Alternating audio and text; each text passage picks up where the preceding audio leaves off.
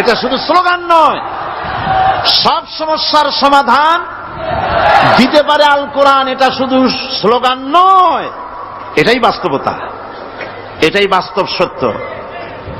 আয়াতুল কুরসির মধ্যে রয়েছে একটি জটিল সমস্যার সমাধান, যাকে সহজ কথায় বলা যায় গদি সমস্যার সমাধান। কুরসি মানে হলো গদি। আজকাল গদি নিয়ে কি হচ্ছে টের পাচ্ছে না ভাই? এই গদি নিয়ে টানাটানি হচ্ছে পৃথিবীর সর্বত্র। সার্বভৌমত্বের মালিক কে হবে?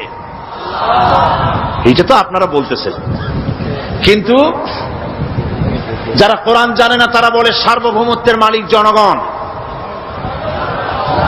দেখেন না, ওরা বলে সকল ক্ষমতার উৎস জনগণ। তারা বলে, নেতা নেত্রীরা বলেন সকল ক্ষমতার উৎস, বল না কেন উৎস জনগণ।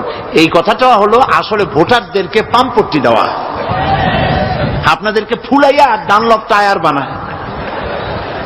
আপনারা খুব খুশি হবেন সমস্ত ক্ষমতার উৎস তাহলে আমরা।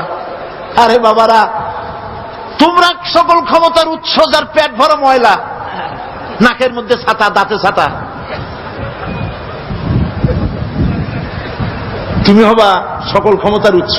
আহার ক্ষমতার ঠেলায় একটা সাপ দেখলে ভয়তে সিট হয়ে পড়ো, সাইকেলের টায়ার বাস্ট হইলে হার্ট ফেল করে।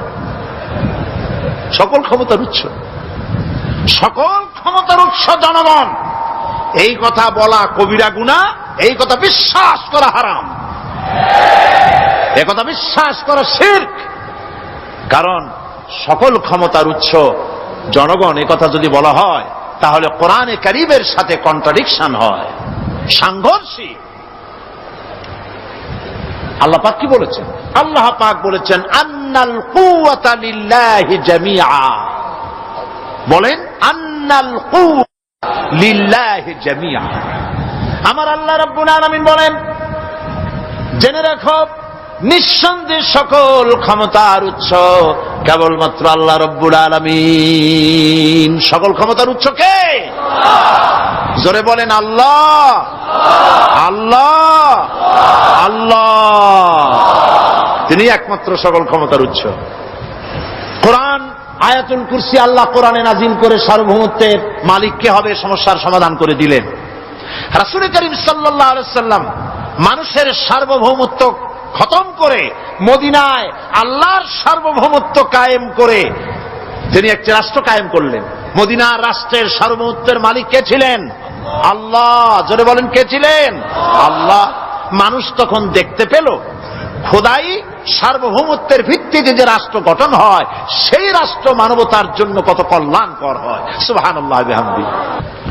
আয়াতুল কুরসিতে বলা হলো যে সার্বভৌমত্বের মালিক এই ক্ষমতাটাকে আরবিতে বলা হয় উলুহিয়াত। এই ক্ষমতাকে সার্বভৌমত্বের ক্ষমতাটাকে আরবিতে কি বলা হয়?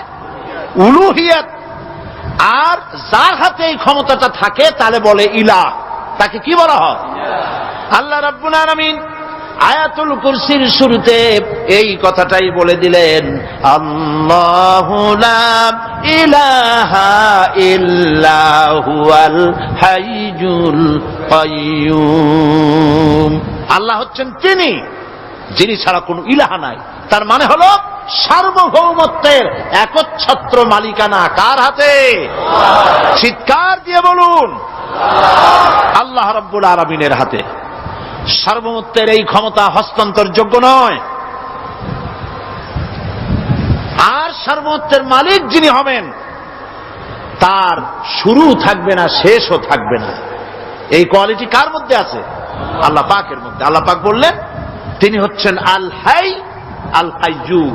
তিনি হাইয়্যু, তিনি কাইয়্যুম। তিনি শাশ্বত, তিনি জাগ্রত, তিনি চিরস্থায়ী, যার শুরুও নাই, যার শেষও নাই। সুবহানাল্লাহ বিহামদি। এই সার্বভৌমত্বের মালিকানা নিয়ে যারা বসে আছে যে কোনো মুহূর্তে তার হাত থেকে ক্ষমতা